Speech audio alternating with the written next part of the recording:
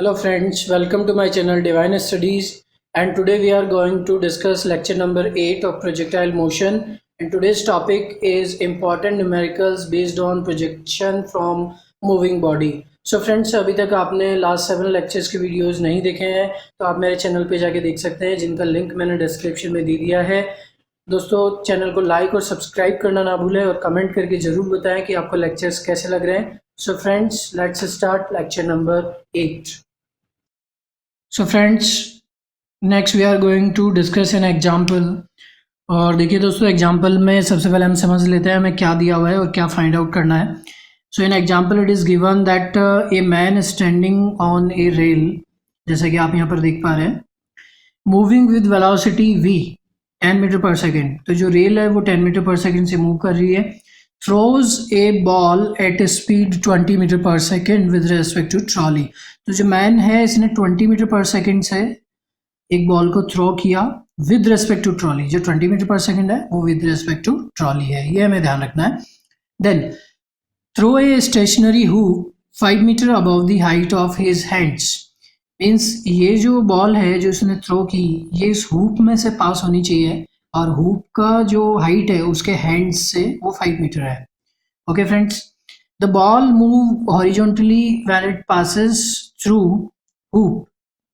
तो ऐसा दिया गया है कि बॉल जो है वो हॉरिजॉन्टल डायरेक्शन में मूव करती है जब वो हुप से पास होती है। तो देखिए दोस्तों, कोई भी प्रोजेक्टाइल मोशन में प्रोजेक्टाइल जो है हॉरिजॉन्टल कब हो जाता है? प्रोजेक्टाइल का मोशन हॉरिजॉन्टल तब हो जाता है जब वो मैक्सिमम हाइट पे होता है। इसका मतलब जब ये बॉल हुप से पास कर रही है और ये हॉरिजॉन्टल हो जाती है, तो इसका मतलब ये जो है इस प्रोजेक्टाइल मोशन के लिए ये जो 5 मीटर है वो ही मैक्सिमम हाइट h है। यानी इसका मतलब जो हुप है वो मैक्सिमम हाइट पर लगा हुआ है। ओके फ्रेंड्स, तो हमें यहाँ पर फाइंड आउट क्या करना है? We have to find out u y क्या है? वाई डायरेक्शन में initial velocity, then time taken to reach the hoop, कहने का मतलब मैक्सिमम हाइट तक जाने में कितना टाइम लगता है, and horizontal distance between point of projection and hoop, कहने का मतलब ये एक्स हमें फाइंड आउट करना है यहाँ से लेके यहाँ तक। Okay friends, next you x direction में इनिशियल वेलोसिटी का component, angle of projection theta, ये सब चीज़ें हमें फाइंड आउट करनी है इस न्यूमेरिकल में।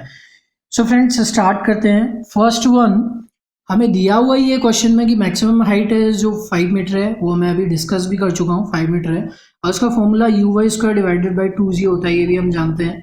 h की वैल्यू रखी गई 5, u y square divided by 2 into 10। इसको जब हम सॉल्व करेंगे then we will obtain uy will be equal to 10 metre per second. Okay friends, तो uy की वैल्यू हमने कैलकुलेट कर ली है। अगर uy हमें पता है then we can easily find out time to reach to maximum height, और ये हमें पता होता है uy डिवाइडेड बाई g, और टोटल टाइम की अगर हम बात करें तो वो होता है 2uy डिवाइडेड बाई g। लेकिन हमें टोटल टाइम नहीं पूछा है, हमें मैक्सिमम हाइट या हुप तक पहुंचने का टाइम ही पूछा है।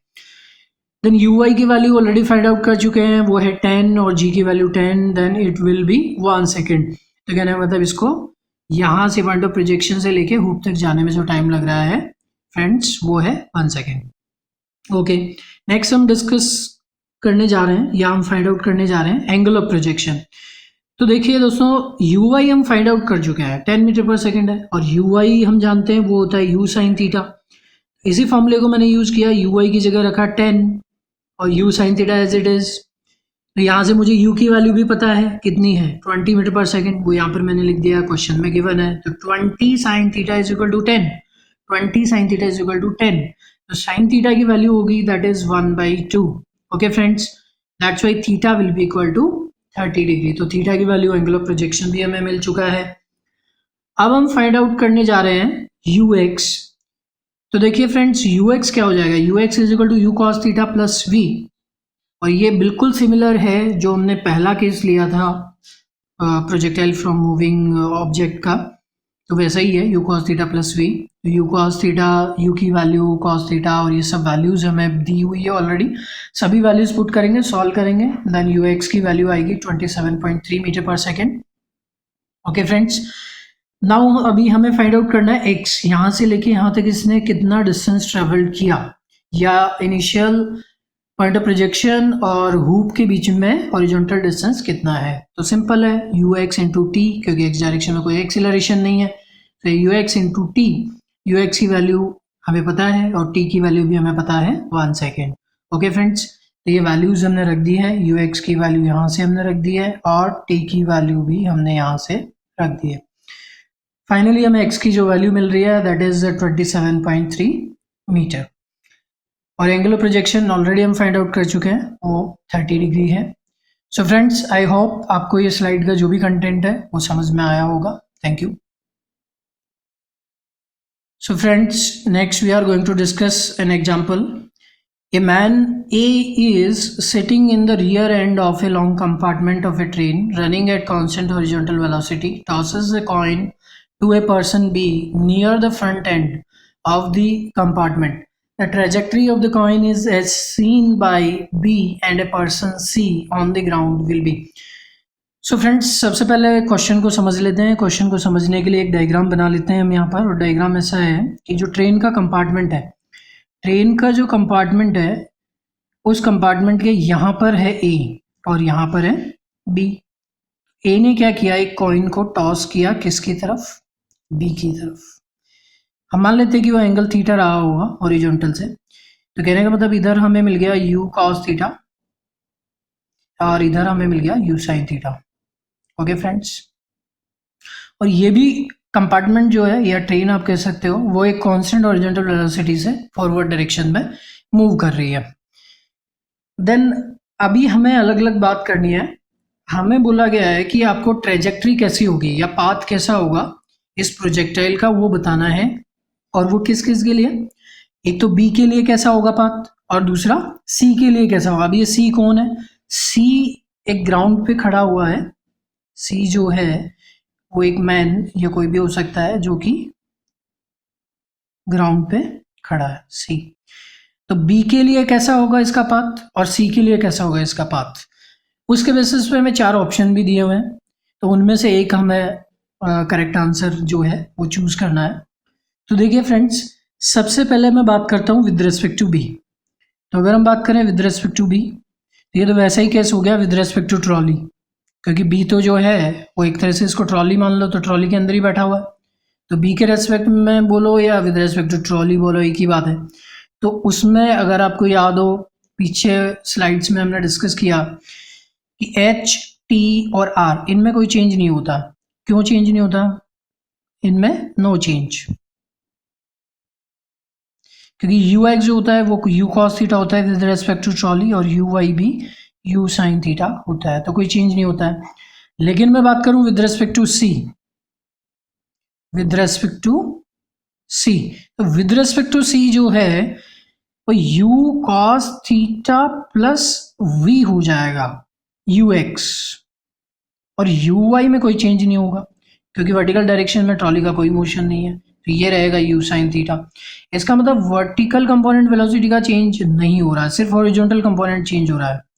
तो वर्टिकल कंपोनेंट चेंज नहीं हो रहा है, एच एंड टी इनमें नो चेंज, नो चेंज, इनमें कोई चेंज नहीं होगा, ठीक है। लेकिन रेंज चेंज हो जाएगा क्योंकि यू एक्स इंक्रीज हो गया तो रेंज इंक्रीज हो जाएगा। तो कहने का मतलब इन दोनों में अगर मैं रिलेट करूं तो u और t इक्वल, सॉरी h और t दोनों में चेंज नहीं हो रहा है। चेंज क्या हो रहा है, रेंज दोनों में अलग अलग हो जाएगा। तो अब यहाँ ऑप्शंस में अगर हम देखें different h but equal r, तो h तो सेम है, equal h and r is different. Yes, ये ऑप्शन जो है वो बिल्कुल करेक्ट है कि वर्टिकल हाइट जो होगी वो दोनों में सेम होगी बट हॉरिजॉन्टल रेंज है वो दोनों में डिफरेंट होगी। तो ये करेक्ट आंसर है इस क्वेश्चन के लिए। ओके फ्रेंड्स, इसी में हम नेक्स्ट क्वेश्चन डिस्कस करने जा रहे हैं, और नेक्स्ट क्वेश्चन में हमें क्या दिया हुआ है, that a plane is moving with 180 kilometre per hour with constant horizontal speed 180 kilometre per hour. जब इसको आप कन्वर्ट करोगे मीटर पर सेकंड में तो दोस्तों ये बन जाएगा 50 मीटर पर सेकंड। ओके फ्रेंड्स, तो ये एक तरीके से जो क्वेश्चन है अगर देखा जाए तो ये प्रोजेक्शन फ्रॉम हाइट हो गया, और प्रोजेक्शन भी कैसा, हॉरिजॉन्टल प्रोजेक्शन। ओके फ्रेंड्स, क्या पूछा गया इसमें, इसमें पूछा गया है कि time to reach the ground, ये जो भी ड्रॉप किया, अभी इन्होंने क्या किया, प्लेन जो जा रहा है वो फूड पैकेट्स ड्रॉप कर रहा है, तो फूड पैकेट्स ड्रॉप करेगा तो उसको पैकेट्स को ग्राउंड तक पहुंचने में कितना टाइम लग रहा है, टी, वो हमें फाइंड आउट करना है। और ये रेंज क्या होगा वो हमें फाइंड आउट करना है। वी क्या होगा, वी मतलब जो पैकेट है वो ग्राउंड को किस वेलोसिटी से स्ट्राइक करेगा, मतलब उसका मैग्नीट्यूड और उसका डायरेक्शन भी, हॉरिजॉन्टल के साथ वो कितना एंगल बनाते हुए ग्राउंड को स्ट्राइक करेगा। ओके फ्रेंड्स, तो स्टार्ट करते हैं हम सबसे पहले टाइम ऑफ फ्लाइट से। तो टाइम ऑफ फ्लाइट हमने जब प्रोजेक्शन फ्रॉम हाइट डिस्कस किया था, तो इस केस में क्या है कि वर्टिकली डाउनवर्ड डायरेक्शन में इनिशियल वेलोसिटी यू वाई जो है वो 0 है, क्योंकि इनिशियली तो सिर्फ हॉरिजॉन्टल डायरेक्शन में वेलोसिटी है और वो है 50 metre per second. You Y तो 0 है, यू वाई 0 है, तो ये एक तरीके से फ्री फॉल हो गया। और फ्री फॉल में हम जानते हैं कि टाइम ऑफ फ्लाइट होता है t is equal to √2h divided by g. दोस्तों जब ये आप वैल्यूज पुट करेंगे, इसको सेपरेट कर देते हैं, जब ये वैल्यूज आप इसमें पुट करेंगे 2 इंटू, और h की वैल्यू है 500 metres, so 500 divided by 10, then time की जो वैल्यू आएगी हमारे पास दैट इज 10 सेकेंड्स। तो ये हमने टाइम फाइंड आउट कर लिया। देन बात करें रेंज की, so friends range very simple, you x into T, क्योंकि एक्स डायरेक्शन में कोई भी एक्सीलरेशन नहीं है। यू एक्स की वैल्यू है हमारे पास 50 मीटर पर सेकेंड और टी की वैल्यू हमारे पास 10 सेकेंड्स, दैट्स वाई आर की वैल्यू हो जाएगी 500 metres. Okay friends, third one जो हमें पूछा गया है वो हमें पूछा गया है कि वेलोसिटी क्या होगी जब ये ग्राउंड को स्ट्राइक करेगा। तो वेलोसिटी को मैं वेक्टर फॉर्म में पहले लिख लेता हूँ, और ये होगा v x i cap plus v y j cap. Okay friends, तो देखिए यहाँ पर वी एक्स में तो कोई चेंज नहीं होगा, वो यू एक्स के बराबर ही होगा, क्योंकि हॉरिजॉन्टल डायरेक्शन में कोई एक्सेलरेशन नहीं है। देन इसको लिख दिया जाएगा 10 i cap plus v y में चेंज होगा। अब v y, u y initial velocity तो वाई डायरेक्शन में 0 है, लेकिन जैसे जैसे ये मोशन अंडर ग्रेविटी इसका पोटेंशियल एनर्जी काइनेटिक एनर्जी में कन्वर्ट होगा, तो दोस्तों कुछ यहाँ पर वर्टिकल कंपोनेंट वेलोसिटी का वी वाई हमें मिलने वाला है। और अगर आपने मोशन अंडर ग्रेविटी पढ़ा है अच्छे से, तो आपको पता होगा कि मोशन अंडर ग्रेविटी में जब फ्री फॉल होता है तो फाइनल वेलोसिटी जो होती है वो होती है √2gh। तो इसी से हम फाइंड आउट कर लेंगे 2 इंटू जी की वैल्यू है 10 और h की वैल्यू है 500। ओके फ्रेंड्स, तो जब यहाँ से हम इसको सॉल्व करेंगे तो ये हो जाएगा हमारे पास 10,000 और 10,000 का रूट करेंगे, it will be 100 metre per second, 100 metre per second. ये क्या है, ये वी वाई है, तो ये हो गया 100 जे कैप। ओके फ्रेंड्स, ये तो वेक्टर फॉर्म में हमने वेलोसिटी को लिखा है। अगर इसका मैग्नीट्यूड हम निकालना चाहें देन मैग्नीट्यूड भी निकाल सकते हैं, और वो कैसे होगा, वो होगा 10 का स्क्वायर प्लस 100 का स्क्वायर। ओके फ्रेंड्स, और जब आप सॉल्व करेंगे तो इसकी वैल्यू आएगी आपके पास 100.5 मीटर पर सेकेंड, ये वैल्यू आएगी।